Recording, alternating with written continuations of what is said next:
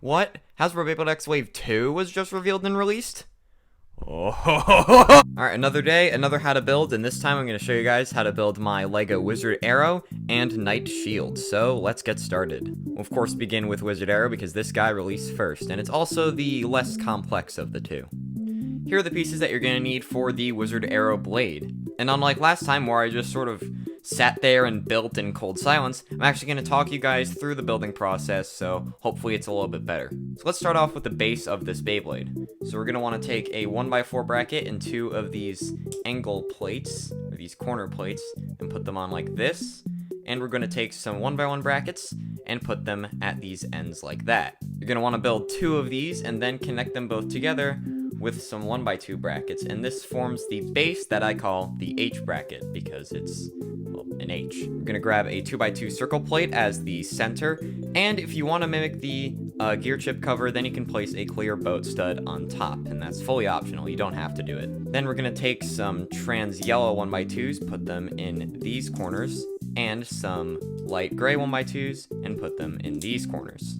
Then we're going to set this down and build some of the contact points. Grab this 1x4 curved slope, and then place a 1x2 trans yellow plate in there, and then put it at the side, and then do the same thing and put it on the other side. Next up, we're going to grab some cheese slopes, and then put them onto the 1x1 brackets, just like so.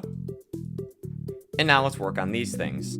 Take two trans yellow 1x2s, stack them on top of each other, take a light gray one, put it on top of those, and then take two cheese slopes and place them on like this. You're going to repeat that again and then place them into these remaining gaps to finish off the shape. Then flip it upside down and place a 2x2 to connect to the ratchet, and then add some tiles at the bottom. I'm using these corner tiles, but alternatively you can have 1x4 tiles stretching across here, and then 1x2 tiles right here, but I chose this just because. Now there's one thing I'm going to do with this that I haven't done in any other how to builds, and I'm going to show you guys how I would tape this thing up. I use this purple scotch tape because it's clear and doesn't fog up. So first up, we're just gonna push this section out, and this is the most fragile point, so let's tape this up.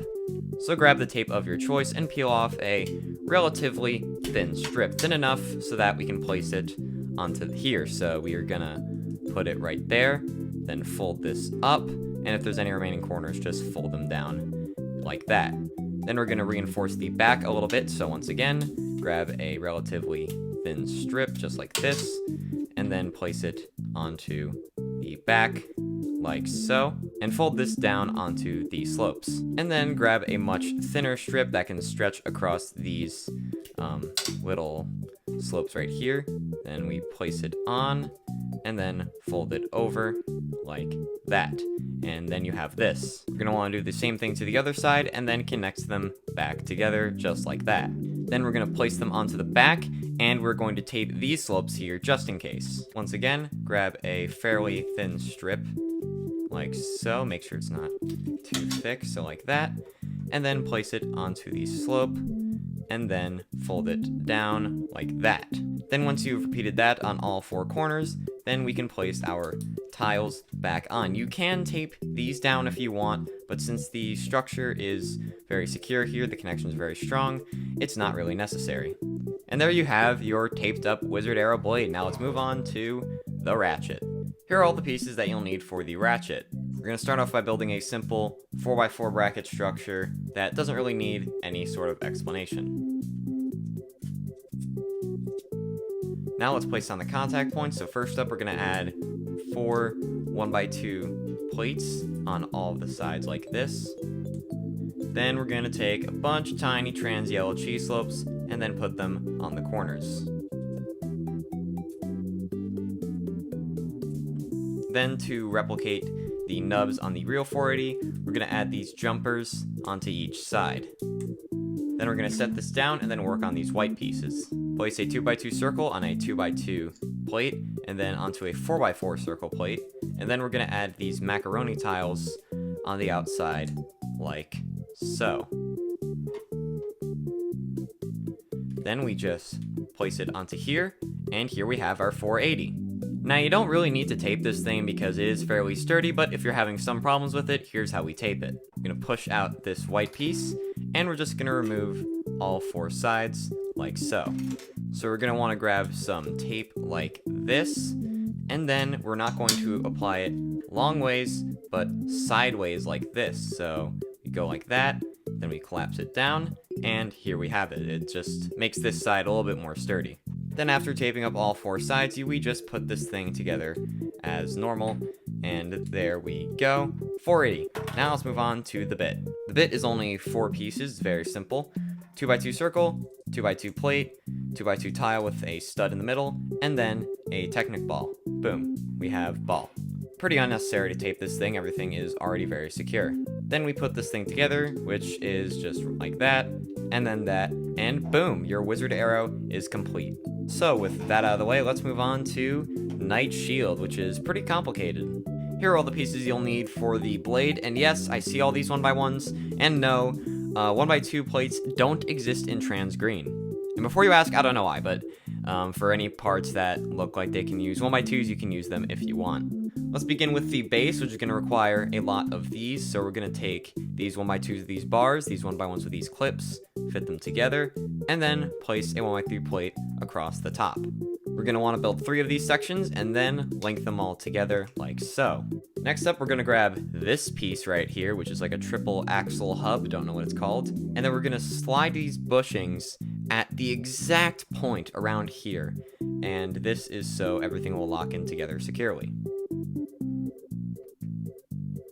Once we have this, we're going to want to place it onto here and then wrap this around that triangle and... oh, this got pushed in. Yep, when you're putting this in, make sure that these are a little bit further out so then that they'll get pushed in when you wrap it around. So we'll try that again, and that should be good. So here we have our stamina version of the triangle base. Let's put that off to the side, and we'll work on the contact points. We're gonna grab these 1x2 plates with a large slope on it, and then connect 2 of them at the ends of a 1x3 plate like this. And we're gonna grab our bajillion 1x1 plates, place a 1x1 tile on top, grab some cheese slopes and put them at the sides, and then grab one more 1x1 and put it at the bottom, and that makes our contact point. Repeat that 3 more times, and of course, we'll put them on the 3 sides of the base to create the shape of our blade. Set this off to the side, and now we just have the core. So we're going to grab a 4x4 circle plate and a 2x2 circle plate, put that on there, then add our optional boat stud for our gear chip cover. Then we're going to take an axle and put it in. Don't put it in so it presses against the boat stud, just put it in like a little bit. Next up, we're going to place on 1 billion plates. And this is basically the part where if you have 1x2s, you can put them on there. Obviously, they won't be in trans green, but if you're going to use like, you know, any other colors for this guy, then you can totally use 1x2s. And then we will slide the core in just like that. And make sure that when you slide this thing in, the axle is just around where this little lip is, because when it's pressing up against the boat stud, it won't connect to the ratchet properly. Now that our blade is all done, let's move on to the tape. First up, we're going to pop off this core, and we're basically going to secure these 3 points a lot more. So we're going to want to grab a decent sized piece of tape, something around this, and we're going to lay it down like this, and then fold it like that. This not only keeps these hinges more secure, but also these 2 sides more secure. Then we're going to repeat that on the other corners and on both sides just to be sure. Okay, so the tape has been applied, and we're also going to tape up the core if you've used 1x1s on these sides. I'm just going to grab some pieces of tape that are roughly the length of 2 plates like that, and then placing them at these sides is kind of hard to do because I'm looking through the camera, and then folding them down like that. This just gives these a bit more stability. And of course, they're going to repeat it on the other 3 sides. Okay, so I finished up taping this thing up. It looks pretty weird, but luckily that's at the bottom. And then we're just going to slide it back into the bay just like that.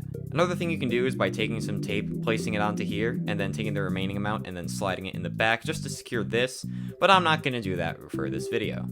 So that's about it for that. So let's move on to the ratchet. It's basically the exact same build as 480, except you have a jumper here, you have a 1x1 plate and a tile there, also a plate and a tile here, and a tile in the back.